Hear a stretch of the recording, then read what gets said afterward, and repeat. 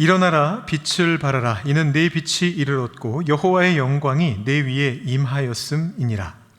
보라, 어둠이 땅을 덮을 것이며 캄캄함이 만민을 가리려니와 오직 여호와께서 내 위에 임하실 것이며 그의 영광이 내 위에 나타나리니 나라들은 내 빛으로 왕들은 비치는 내 광명으로 나아오리라. 내 눈을 들어 사방을 보라. 무리가 다 모여 내게로 오느니라. 내 아들들은 먼 곳에서 오겠고 내 딸들은 안기어 올 것이라. 아멘.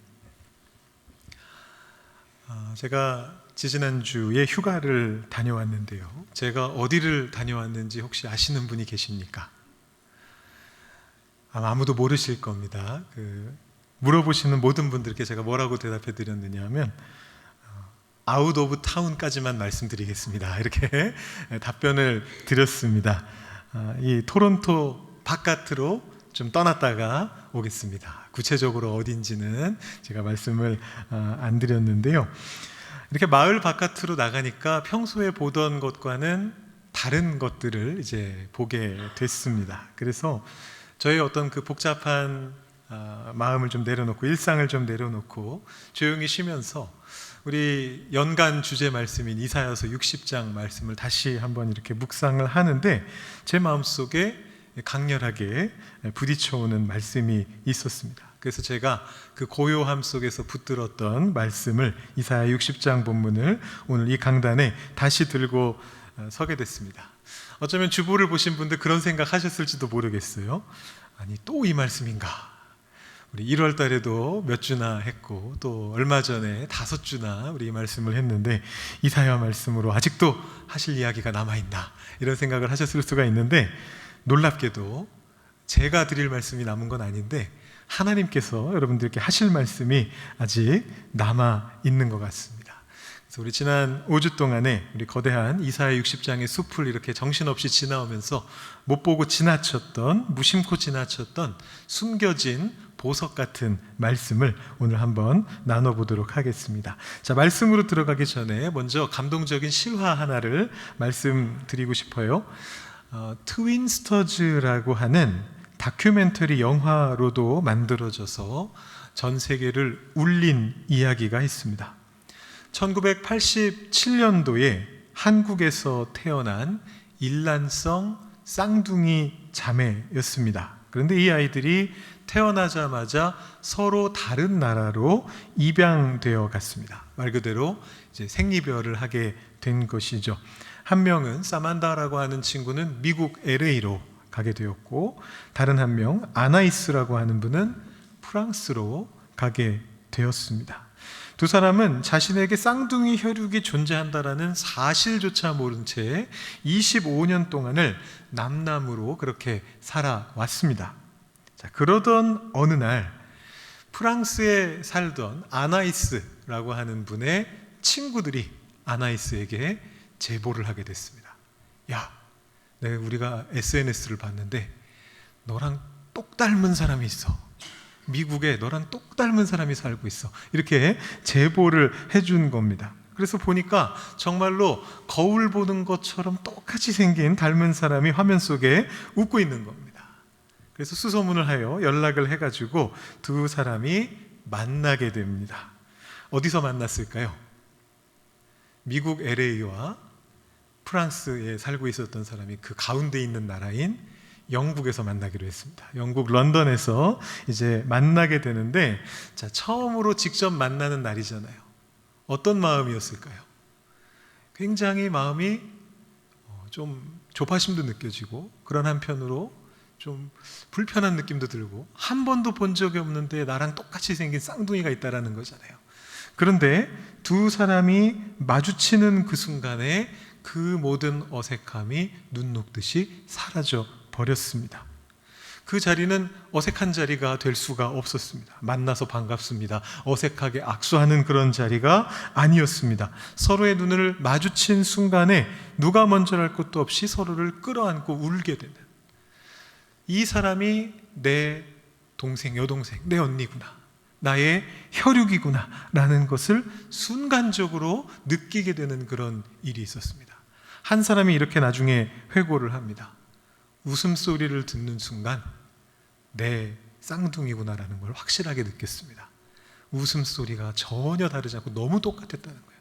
그 웃음소리를 듣는 순간에 저 사람은 나와 유전자를 나눈, 나와 한 피를 나눈 형제 자매구나라는 것을 느꼈다라고 이야기를 합니다. 쓰는 언어도 달랐고요, 자라온 문화도 달랐는데 같은 태를 나눈 핏줄이다라는 그 원초적인 사실 하나가 모든 어색함을 녹여버렸습니다. 국경의 장벽도 무너뜨려 버렸습니다.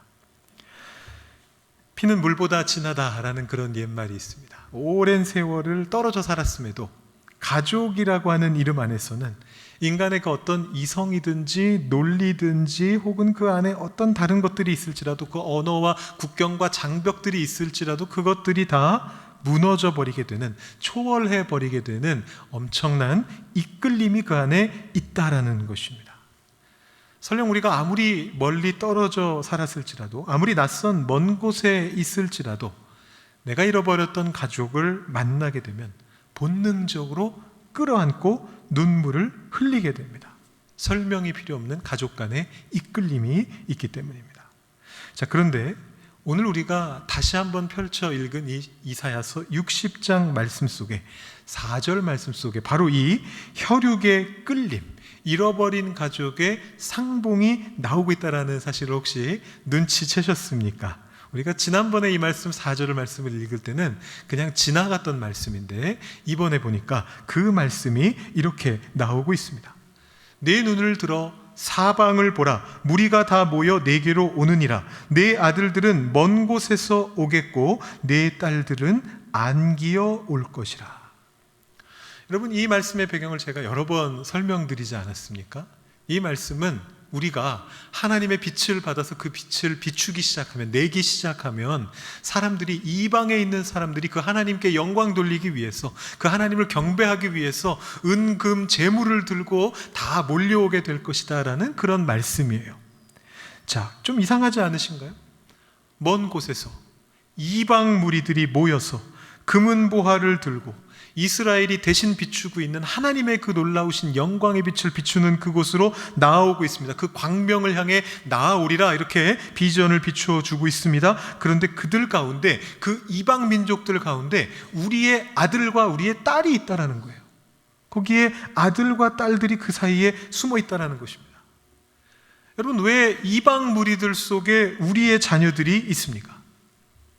이 구절 속에 담겨져 있는 이 가족 상봉의 신비가 무엇인지, 그리고 그 신비가 우리 내일 떠나게 되는, 먼 선교지로 출발하게 되는 우리 원주민 단기 선교팀과 또 이 땅 토론토에서 살아가고 있는 우리들의 일상 속에 어떤 깨달음을 던져주는지, 그 발견 속으로 우리가 함께 한번 들어가 보도록 하겠습니다. 여러분, 계속해서 들으신 배경이지만 한 번 더 설명을 드리겠습니다. 몇 주 또 지났기 때문에 여러분 잊어버리신 분들도 계실 수 있으니까 이 60장 4절 말씀을 제대로 이해하기 위해서 이 말씀을 처음 들었던 그 이스라엘 공동체의 배경 속으로 한번 들어가 보죠. 저희가 오랫동안 살펴본 것처럼 이 시기는 어떤 시기냐 하면, 바벨론 제국이 이스라엘 유다 왕국을 침공해 들어가서 그 이스라엘 왕국을 무너뜨리고 유다 왕국이 멸망하고 예루살렘 성전이 무너지고, 그리고 그 중에 어떤 사람들을 포로로 끌고 가서 바벨론에서 노예로서, 포로로서 일하게 했던 그 시기, 바로 그 직후입니다. 포로의 시기 다음에 이 이사야서 60장의 시기가 오게 됩니다. 자, 이 시기를 우리가 뭐라고 부르느냐 하면 바벨론 포로기라고 부르는데, 이때로부터 디아스포라가 시작됩니다. 여러분, 디아스포라라고 하는 단어 들어보셨죠? 많이 쓰이는 단어입니다. 바로 유대인들이 전 세계에 뿔뿔이 흩어져 사는 것을 디아스포라라고 부르고, 이제 유대인들 뿐만 아니라 다른 민족들도 자신의 고향을 떠나서 뿔뿔이 흩어져 사는 사람들을 부를 때 우리가 디아스포라라는 표현을 씁니다. 그래서 사실은 우리 캐나다에 살고 있는 우리들도 디아스포라 한인이다, 이런 표현들을 이제 사용을 하죠. 자, 이 당시 사람들이 겪었던 슬픔과 아픔은 물론 나라가 멸망한 슬픔도 있었습니다. 오늘이 마침 광복기념주일인데요, 우리나라 사람들도 바로 그 나라를 잃은 슬픔을 겪어봤던 사람들인데, 이 사람들도 물론 그 나라를 잃은 슬픔을 겪었던 사람들이고, 또 심지어 성전이 무너지는, 내가 평생 하나님을 섬기고 있었는데 내가 섬기고 있던 그 성전이 무너져서 아무것도 존재하지 않는 그 슬픔을 경험한 사람들이에요. 그런데 이들의 슬픔 중에 가장 큰 슬픔이 무엇이었느냐라고 물어본다면 어쩌면 그 모든 것들도 다 슬픈 일이었지만 더 큰 슬픔은 바로 가족들과 생이별하는 슬픔이지 않았을까 생각해 볼 수 있습니다. 여러분, 포로로 끌려간 사람들은 이스라엘 사람들 전부가 아니었습니다. 어떤 사람들은 남겨지었고 어떤 사람들만 강제로 포로로 끌려갔습니다. 그러니까 자신들이 떠나온 그 땅에 자신들의 혈육이 남아있는 거예요.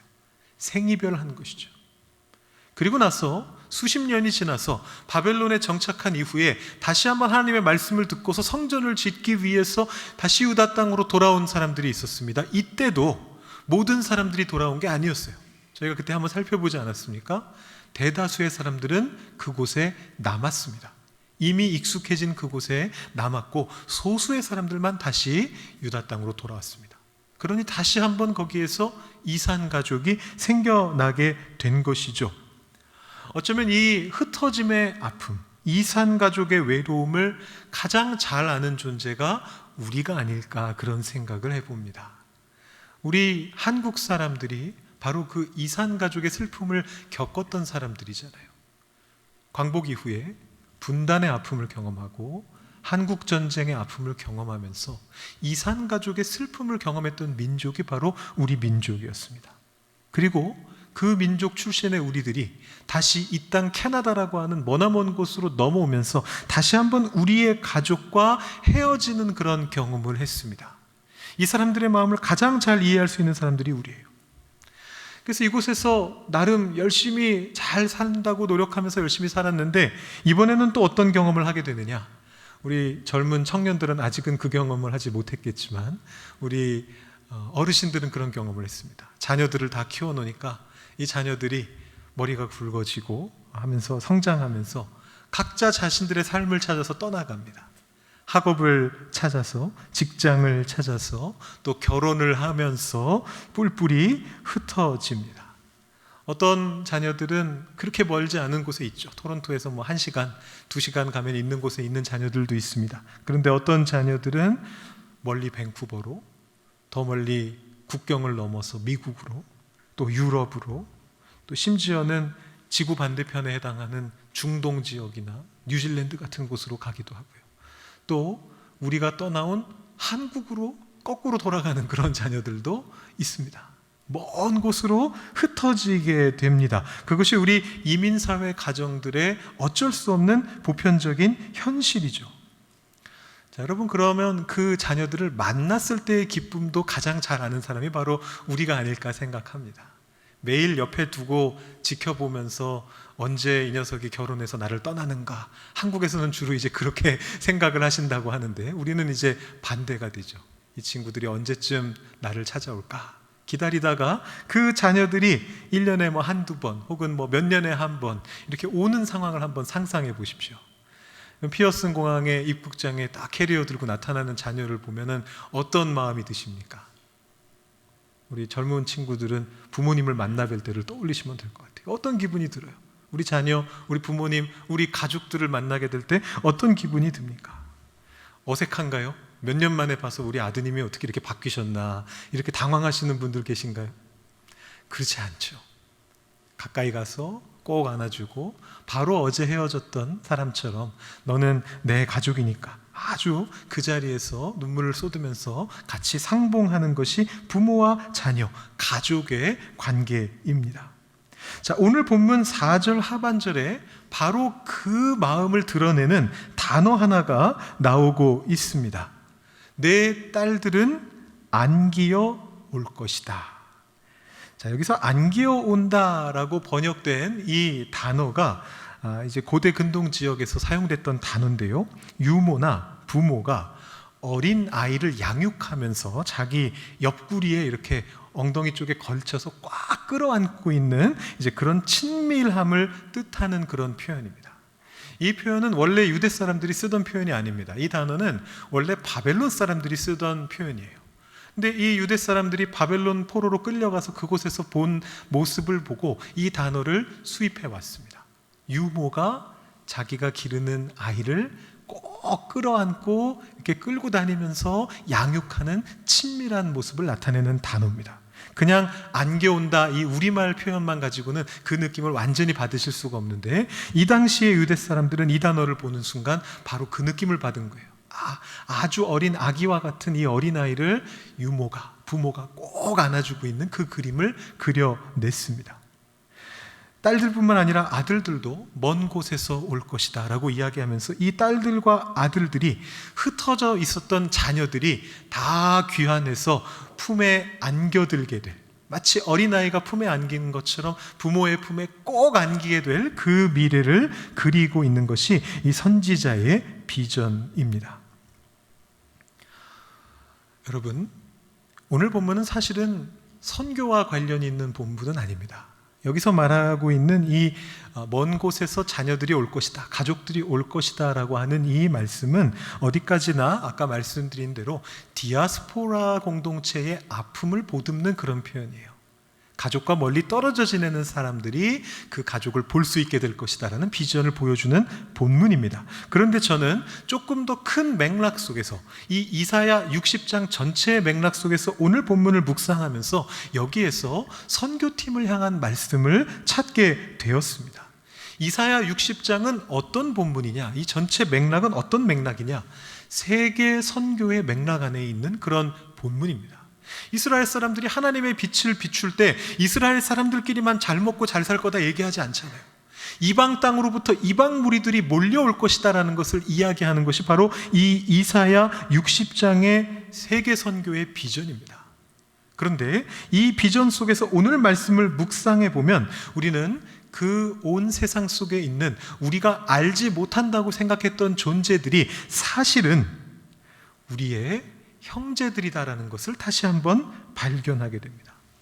우리는 모두 다 예수 그리스도의 십자가 보혈 안에서 온 우주 만물을 창조하신 한 분 하나님을 아버지로 모시는 그런 사람들입니다. 이 땅의 모든 인류가 다 그런 존재예요. 하나님께서 창조하신 존재고 그 창조주 아버지께 속해 있는 존재들입니다. 그런데 죄악으로 인해서 많은 사람들이 아직도 그 아버지를 자기 아버지로 알지 못하고 살아가고 있는 것입니다. 자녀의 자리로 오라라는 그 부르심을 듣지 못하고 살아가고 있는 것입니다. 여러분, 우리가 전하는 복음이라고 하는 것은 이미 우리 가족인 사람에게 그 사실을 알려주는 것이 아니라 창조주께 속해 있는 그들이 그리스도 안에서 참으로 그분의 자녀로 회복되도록 초청하는 것을 말합니다. 그들이 바로 하나님 아버지의 자녀인 것을 다시 한번 확인하고 깨닫게 하는 것이 바로 복음을 전하는 길입니다. 자, 그런데 여기서 우리가 꼭 기억해야 되는 것이 있습니다.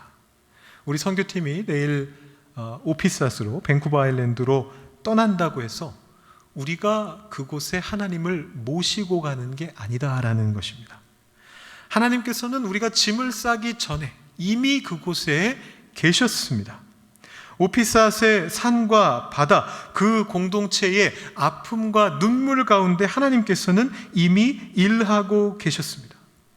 우리가 가는 것은 그곳에 하나님을 소개하러 가는 것이 아닙니다. 그분이 이미 사랑하고 계시는 그 사람들을 만나고 그분이 이미 시작하신 일을 우리 눈으로 함께 보고 그들이 이야기할 때 그 이야기에 먼저 귀 기울이면서 그 다음에 우리가 함께 감당할 수 있는 작은 일들이 무엇인가 나누며 그 이야기를 나누기 위해 우리가 거기에 가는 것입니다.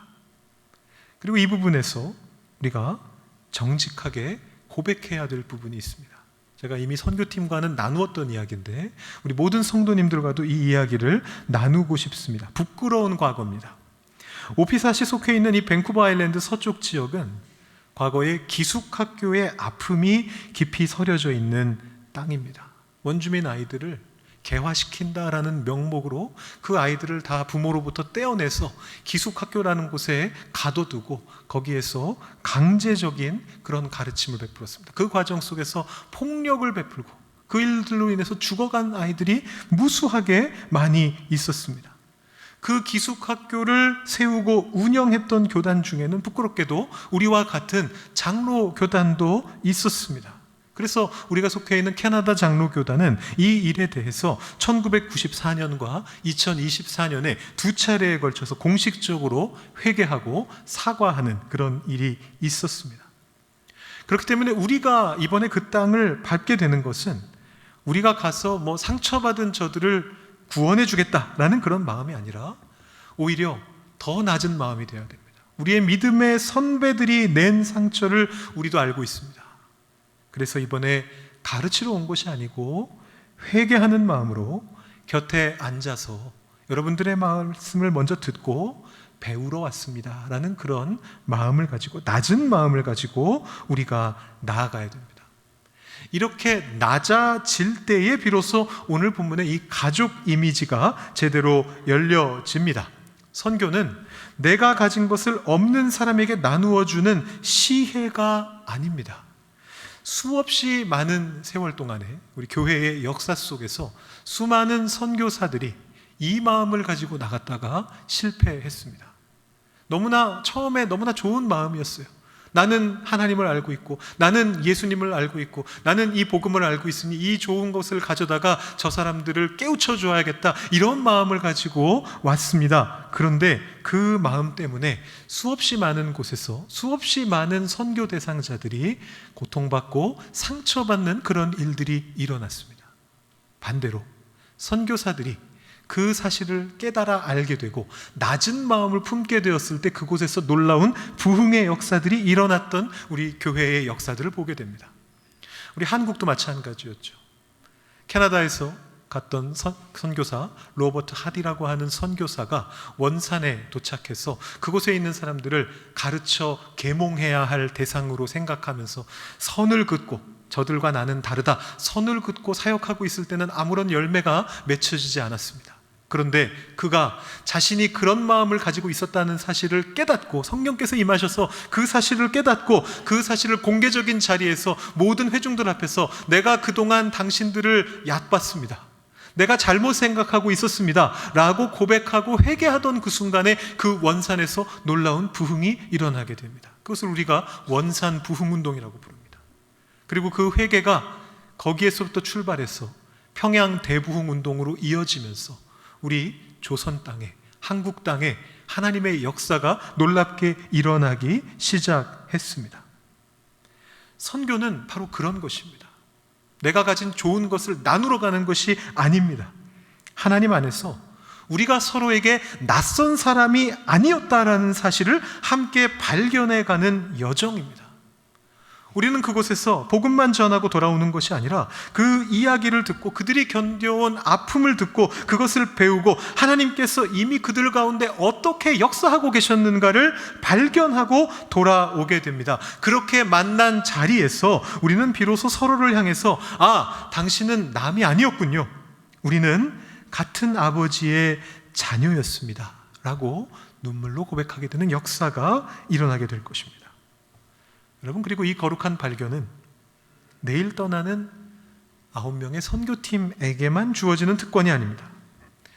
여러분들께서 이번 주에 계시는 공간들, 가정과 출근하는 일터와 방문하시는 커피숍과 동네에서 여러분들 마주치게 되는 그 이웃들, 동료들, 그 사람들 가운데 그들이 길 가다 스치는 남이 아니라 어쩌면 하나님이 이미 그 마음 어딘가에서 일하고 계실 우리와 다르지 않은 아버지의 자녀라는 것을 발견하게 되는 일들이 일어나게 될 것입니다.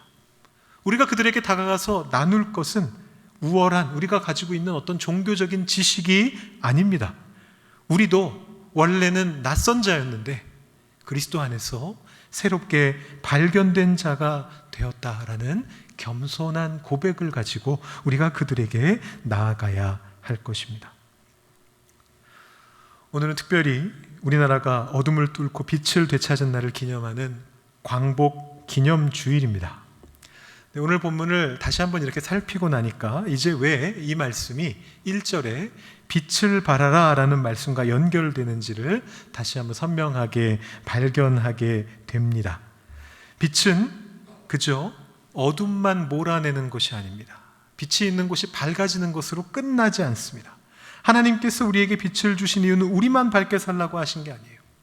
흩어진 사람들이 그 빛을 보고 오게 하기 위함이십니다. 다시 돌아올 수 있도록 등대와 같은 그 빛을, 하나님의 진리 등대와 같은 그 빛을 비추게 하시기 위해서 하나님께서 우리에게 빛을 비춰 주십니다. 우리 민족이 경험했던 광복도 그런 의미였어야 합니다. 여러분, 이 광복의 광자가 바로 빛광자입니다. 빛을 되찾은 날이 바로 광복절입니다. 하나님께서 우리에게 다시 한번 우리의 나라를 가지고 더 이상 남의 나라에서 남의 노예로 살아가는 것이 아니라 우리의 나라 속에서 우리의 것을 가지고 살아갈 수 있게 허락해 주신 귀한 날이 바로 광복절입니다. 그런데 인간의 부족함 때문에 이 광복의 기쁨이 오래가지 못했습니다. 남북 분단의 아픔을 경험하고 한국전쟁이라는 비극을 겪어야 했습니다. 빛을 다시 되찾았음에도 불구하고 그 가족이 뿔뿔이 흩어지는 것을 경험했습니다. 사실 제 가족사에도 그 아픔이 배어 있습니다. 저의 외조부모님들은 함경도가 원래 고향이셨습니다. 두만강변에 사시던 분들이셨습니다. 그런데 이 분단의 시기에 월남하게 되시고 전쟁통에 피난을 가시게 됩니다. 부산을 거쳐서 제주까지, 말 그대로 백두산에서 한라산까지 피난을 가셨습니다. 그 과정 속에서 혈육과 생이별하고 끝내 고향 땅을 다시 밟지 못하는 그런 경험들을 하시게 됐습니다. 그 사연들이 제 가족의 역사이고 또 우리 민족의 눈물 어린 역사입니다. 그런데 그 역사 속에서도 하나님의 빛이 우리를 하나로 모으시는 것을 우리는 경험하게 됩니다.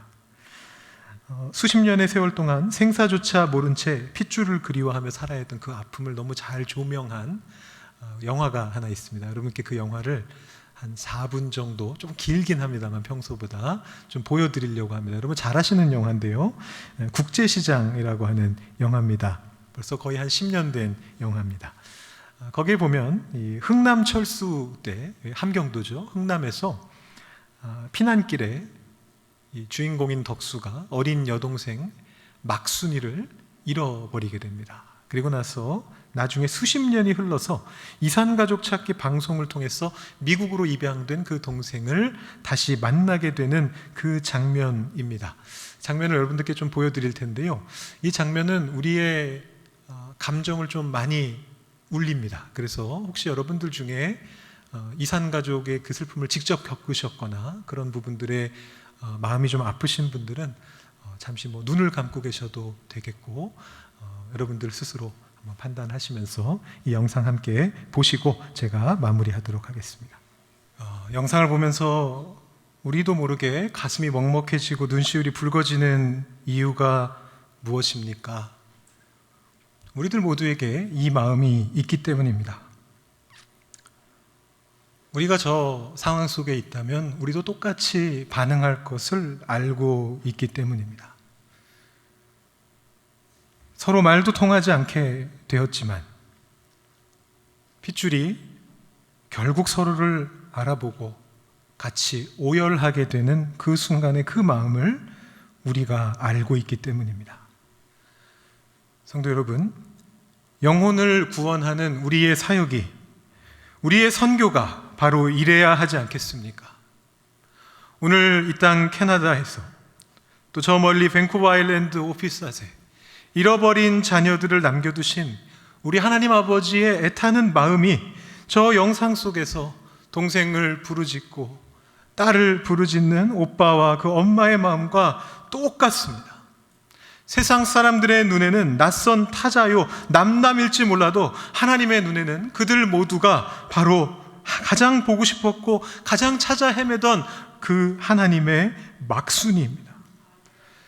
내일 짐을 싸서 출발하는 우리 9명의 선교팀들은 어떤 다른 목적을 가지고 그곳에 가는 것이 아닙니다. 우리 교회가 어떤 선교라고 하는 행사를 해야 되기 때문에 그 실적을 쌓기 위해 가는 것이 아닙니다. 하나님의 그 애타는 마음을 같이 품고 우리도 그 형제자매를 만나러 가기 위해서 심부름 가는 마음으로 그곳으로 가는 것입니다. 낮은 마음으로 그들 속에서 우리 모두가 하나님의 자녀임을 다시 한번 발견하기 위해서 저 눈물의 이산가족 상봉장으로 직접 걸어 들어가는 것입니다. 떠나는 9명만 그런 것이 아닙니다. 기도와 물질로 후원하며 토론토에 남아 계시는 모든 교우들 역시 이 위대한 가족 상봉의 든든한 동역자이고 당사자들입니다. 이제 잠시 후에 우리가 이 선교팀을 함께 축복하는 파송의 시간을 가질 건데요. 여러분들 그들을 직접 나오셔서 이렇게 팔로 안아주시진 못하겠지만 같이 기도해 주실 때 마음속으로 팔을 이렇게 펼쳐주셔서 우리 오늘 말씀에 안기어 올 것이라 라고 되어 있는 그 말씀처럼 우리 떠나는 우리 선교팀을 안아주는 마음으로 기도해 주시고 그들을 통해서 이 선교지에 있는 원주민들을 그들을 안아주는 마음으로 잃어버린 가족을 안아주는 마음으로 같이 기도해 주시면 좋겠습니다. 세상의 시선으로는 남이지만 십자가 안에서는 우리와 피를 나눈 한 가족입니다. 이 놀라운 역사가 우리 선교팀을 통해 이루어지고 또 여러분들의 삶 속에서 여러분들을 통해서 계속해서 일어날 수 있기를, 여러분들의 삶 위에 충만하게 임하게 되기를 주님의 이름으로 축원드립니다. 기도하겠습니다. 사랑의 하나님, 오늘 말씀을 통해서 아버지께서 얼마나 오랫동안 흩어진 자녀들을 애타게 기다려 오셨는지를 다시 한번 보게 하시니 감사합니다. 우리가 받은 이 빛이 우리만을 위한 것이 아니라 흩어진 이들을 다시 만나게 하기 위한 것임을 잊지 않게 하여 주시옵소서. 내일 오피스하스로 떠나는 우리 선교팀이 무엇을 주러 가는 사람이 아니라 아버지께서 이미 그곳에서 하고 계신 일을 발견하고 배우러 가는 낮은 마음을 품게 하시고 그 땅과 사람들을 향한 아버지의 오랜 사랑을 우리를 통해 조금이나마 전하게 하여 주옵소서. 우리 모두가 한때는 낯선 자였으나 아버지께 발견된 자임을 기억하며 이 자리를 떠나는 순간부터 우리 곁에 잃어버린 가족들을 알아볼 수 있는 그 눈과 그 마음을 허락하여 주시옵소서. 감사드리며 예수님의 이름으로 기도드립니다. 아멘. 오늘 예배에 함께해 주셔서 감사합니다. 복된 한 주가 되시길 기원하며 다음 주일에도 함께해 주시기 바랍니다. 아울러 토론토 한인 장로교회 유튜브 채널을 구독해 주시면 감사하겠습니다.